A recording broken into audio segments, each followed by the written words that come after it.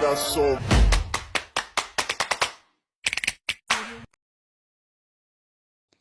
Kali ini, saya, Adelia Nurlupitasari Ibrahim, dan rekan saya, Riris Meilinda, akan mempresentasikan hasil kerja kami mengenai asetilcysteine antidot.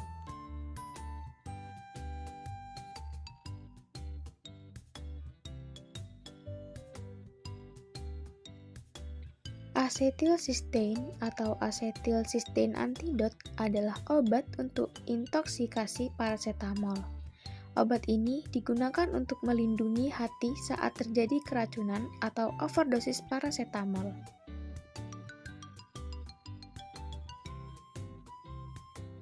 Farmakokinetik adalah proses masuknya obat ke dalam tubuh sampai dikeluarkan dari tubuh, yang termasuk dalam proses farmakokinetik yaitu ADME. A. Absorpsi, D. Distribusi, M. Metabolisme, E. Ekskresi.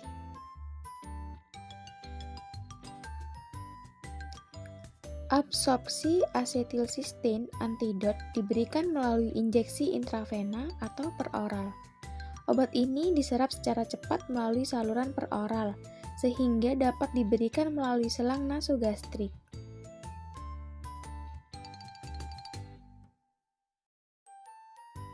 Proses farmakokinetik. Absorpsi. Obat asetilcysteine diabsorpsi dengan cepat melalui saluran pencernaan. Bioavailabilitas asetilcysteine secara oral adalah 4 hingga 10%. Waktu yang diperlukan untuk mencapai konsentrasi puncak pada plasma pada penggunaan asetilcysteine secara oral adalah 0,5 hingga 1 jam. Distribusi. Volume distribusi asetilcysteine adalah 0,47 liter per kilogram BB. Asetilcysteine berkaitan dengan protein plasma atau protein dinding plasma sebanyak 83%. Metabolisme. Asetilcysteine dimetabolisme di hati dan dinding saluran cerna. Asetilcysteine dapat dimetabolisme menjadi cysteine, disulfida, dan konjugat, atau N. N-diacetylcysteine, N-acetylcysteine, N-acetylcysteine glutation, N-acetylcysteine protein. Ekskresi. Asetilcysteine diekskresi melalui urin.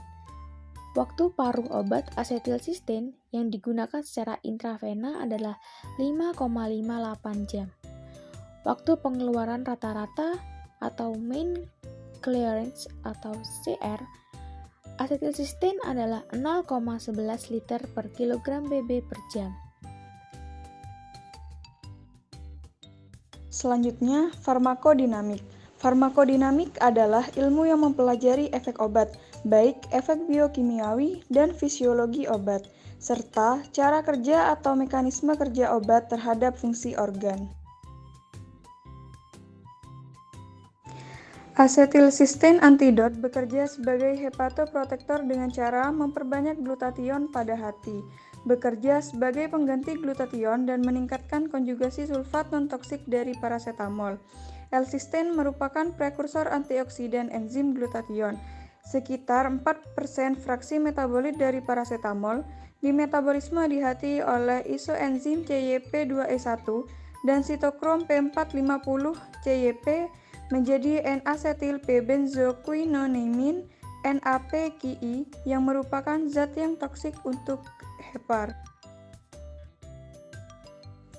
Senyawa NAPQI dapat diikat oleh glutathione sehingga membentuk metabolit yang non-toksik, yaitu konjugasi metabolit cysteine dan merkapturic acid.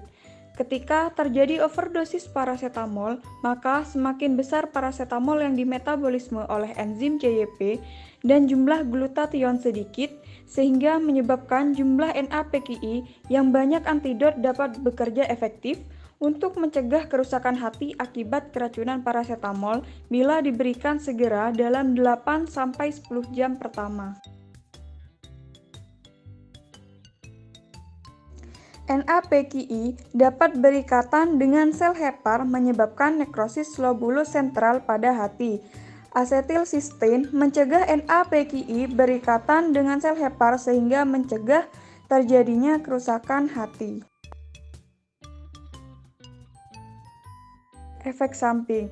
Efek samping yang dapat ditimbulkan akibat penggunaan asetilsistein diantaranya bronkospasme, terutama pada pasien asma akut, yang disebabkan oleh pelepasan histamin lokal dan penghambatan takifilaksis alergen oleh asetilsistein.